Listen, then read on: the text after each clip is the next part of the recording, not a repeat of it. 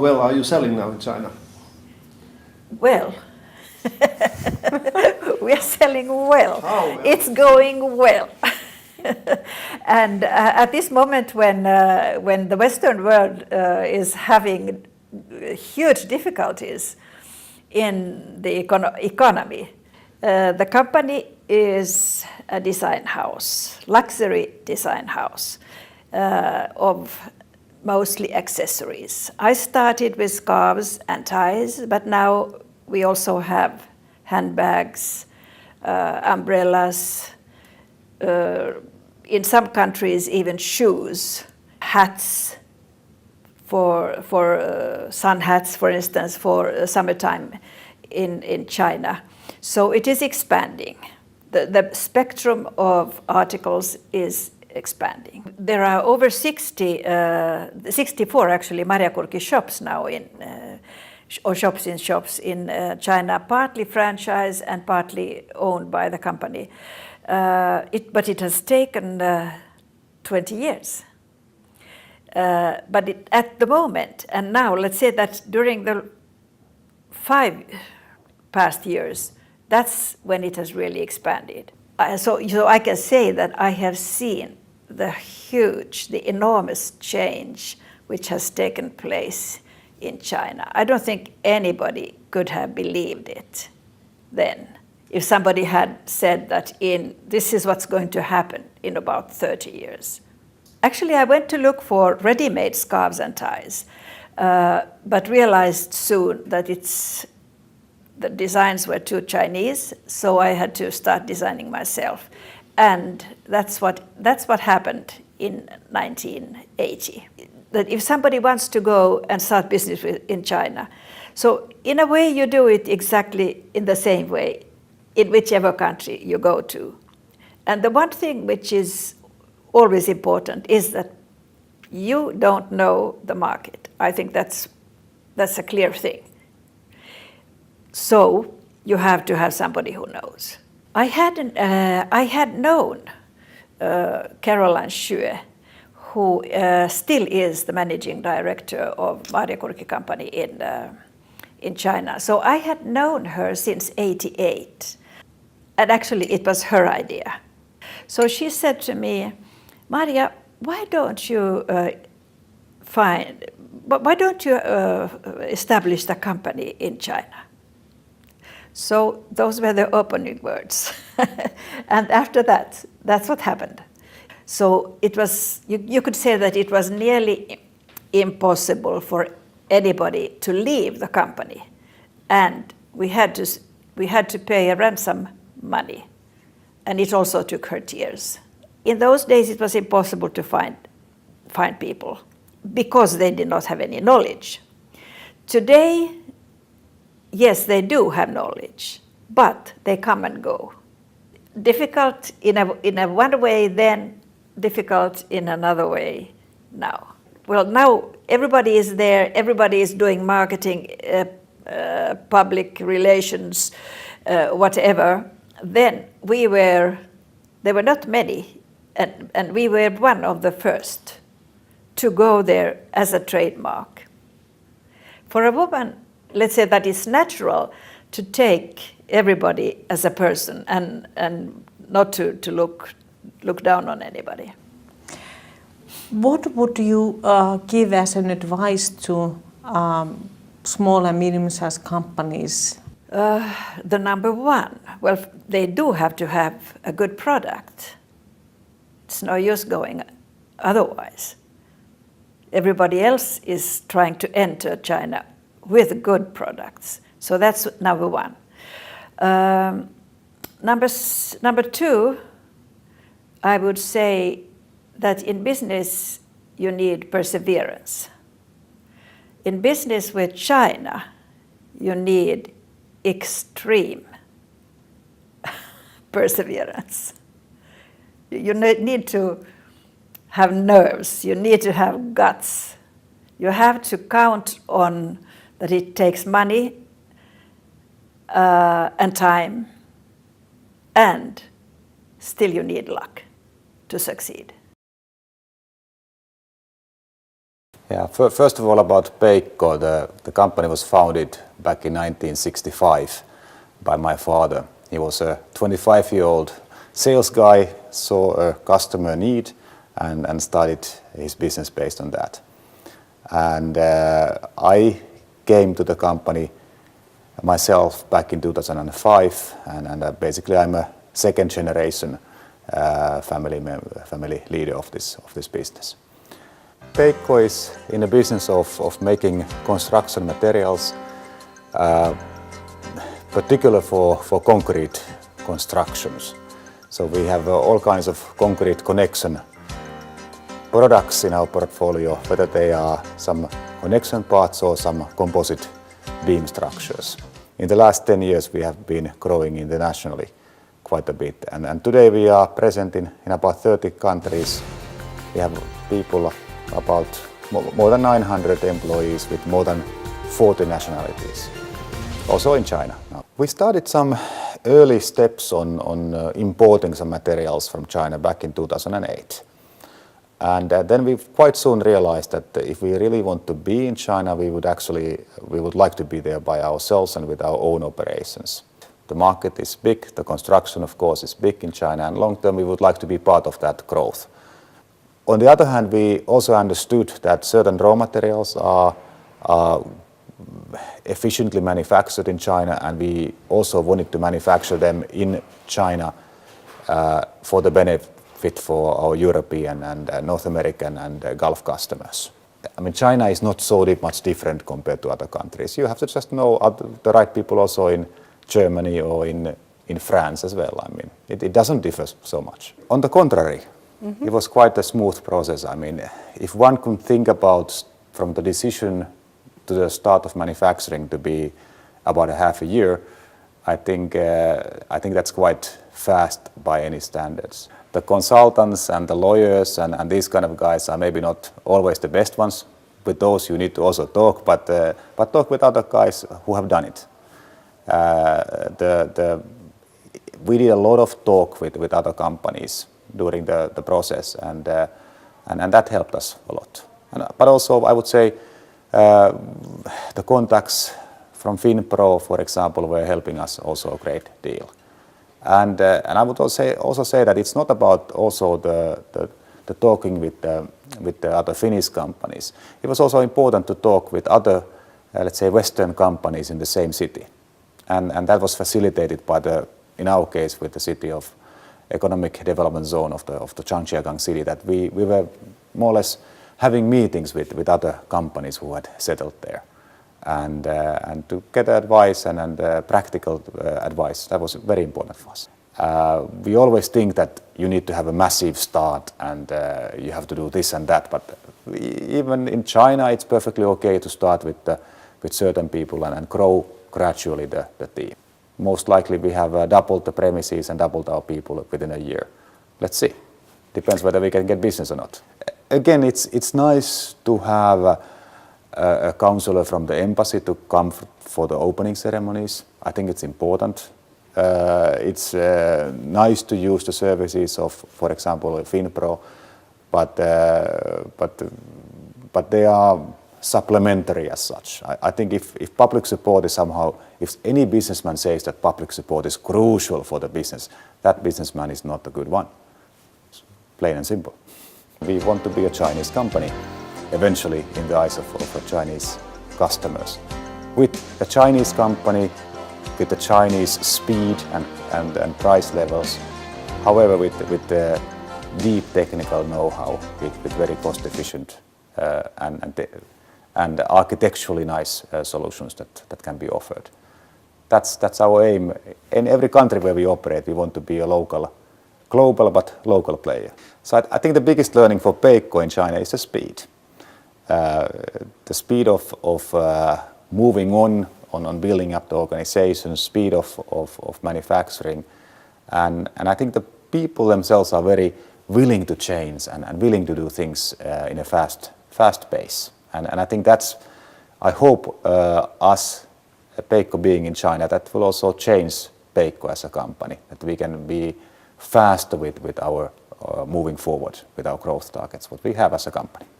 The future is always what we make that future to be.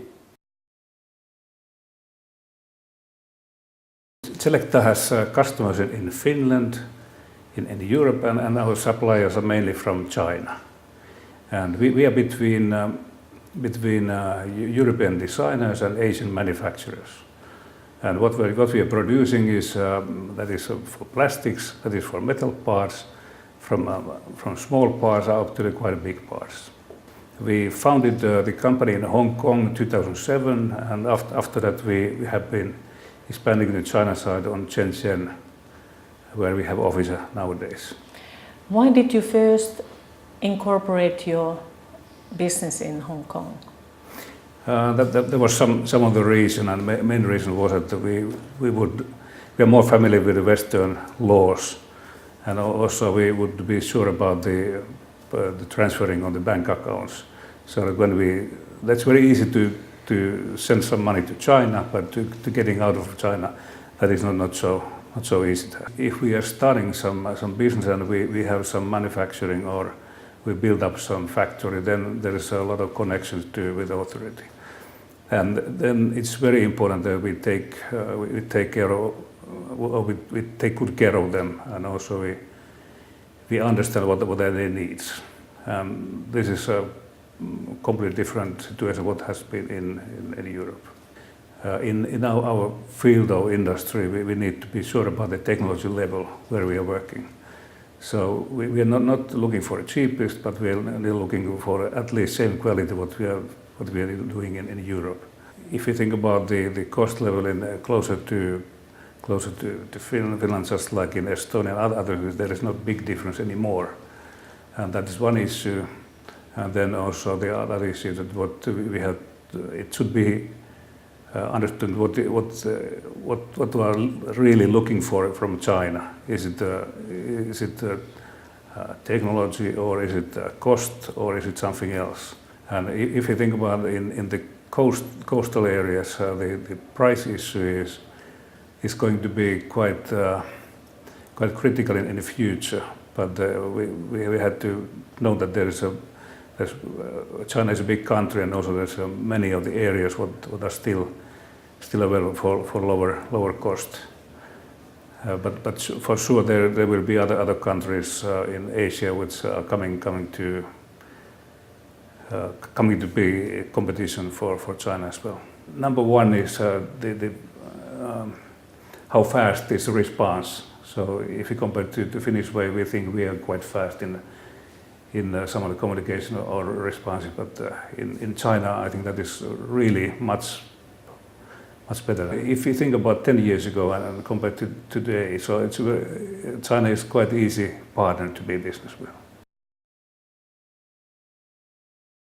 OILON is producing oil and gas burners.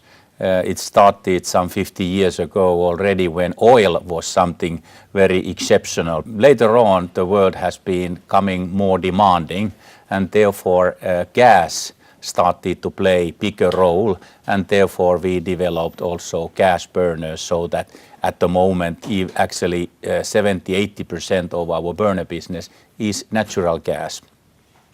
And on top of that, we started 2002 to produce also and make and manufacture heat pumps and cooling systems, so that at the moment we have two big families. One is our combustion technology, and the other one is the heat pumps. In China, we have been working now 20 years. So 2002, we set up our production facility in Wuxi. We were at that time much smaller company than we are now, and it was not typical that from Finland this size companies go to China and they set up their production, but we had good self-confidence to go there, and we also had already that time a lot of customers who were very friendly to us. We started the operation that way that FinFund, which is state-owned funding company in Finland, they participated with us in this operation. And at that time we were thinking that it's kind of insurance for political problems or some something which we cannot imagine. Our sales has been growing every year, and I'm also very proud of those relationships which we have with our customers. They are really wonderful. We meet them all the time, very many times. I have been more than 60 times in China. In China, there is quite much companies who suffer for that their people change jobs and they go to other companies. But it was just end of last year when I visited Wuxi. There was many people which I was prizing because they have been 10 years in the company already, and that was very nice. It's our way of doing business, as we call OILON the warm way, which means that we always try to treat our employees and our clients in the warm way, so that we take good care of our people and they have a lot of possibilities to influence in the development of the company. And Chinese people like brands. They like also in women's mode. They like these high valued brands, and it's same in industry. If you are well known, then your sales can get good results. But if our brand is not strong enough, it means that our partners, these boiler companies, they see that we are eating their brand. But if our brand is very strong, then they can see that, okay, our brand can complete their brand, which means that they are more powerful on the market. I have to say that China is one of the most competitive markets, and the buyers really know what they do and what they pay and what they want. But positive has been that in recent years, the clients have been coming even more demanding on the NOx levels and emission levels, and of course the workability, which gives us place to develop. And we have very interesting products to offer. But what is positive in China is that if you go there and you manage to do the business well, you get so many orders normally that you can also reduce your production cost all the time. So there is possibilities also to develop the company continuously. And that means that you can grow with the market. And if you do so and you get these kind of sales, you will be competitive all over the world. So actually OILON has got a lot of this competition edge by working so long time in China. Chinese people have taught us to be competitive, and I'm very thankful for them for that. It feels first very challenging when they barking and they say that you have to do this, you have to do that, but it means that they are ready to cooperate with you. It's their message for you that do this and I buy. And it works also. If we do that, they buy. And when we do that, we can also sell to other countries. The point of our software is basically to enable game developers to build games faster and with a lower cost. UMBRA's software basically helps game content developers to create bigger or automate parts of the content creation process that they would normally have to put a lot of manual work into. Yeah, UMBRA has been founded in 2007, and we started the Chinese games market immediately when we started the company. So at that point we identified that the Chinese market was booming, and a lot of Chinese internet users wanted to play local games, local Chinese games in the internet, and that created a huge games industry for China. Beyond language skills, you also need to have professional people who know how the industry works and also communicate well back to the headquarters. So only Chinese communication is not good enough, because you need to be able to communicate back in English or Finnish, probably English, and also know how the Western business culture works. If you try to go to the Chinese market, try to know the market or try to know the people who work in the market. That was that was essential for UMBRA in the beginning. We got there, we took a plane ride to Shanghai, we went to the events over there, we got to know the people who we could know, who we could communicate with, basically the people who know how to speak English. We have a grant from Tekes, the Finnish technology innovation thing. That Tekes has been super helpful for UMBRA during the years. So the technology, Tekes has funded UMBRA's technology development, especially in the beginning, and that has been a good, really good booster for UMBRA. We wouldn't have been able to build the company so fast if it wasn't for Tekes. I'm seeing the Chinese market as being a growth market, but not necessarily as such a huge growth market that people always tell it to be. It's a good market, it's a growing market, but it's not an explosive market for us. Compared to like Western culture has a lot of focus in like contract terms and that kind of stuff, and the Chinese don't have that much focus on that side. Chinese developers want to just like to get things moving forward and want to get going with that way. Money transfers are a little bit challenging in China because there's government regulations on all kinds of stuff, so there could be a couple of hiccups in trying to get payments through to Finland and so forth. That's a little bit of an issue. We've bumped into that a few times, but beyond that, it's cool. I think the connections we've made in China, that would be the most thing that I'm most proud of. I've found a lot of good friends over there. I've found a lot of interesting contacts in China that can help me in other markets also beyond China.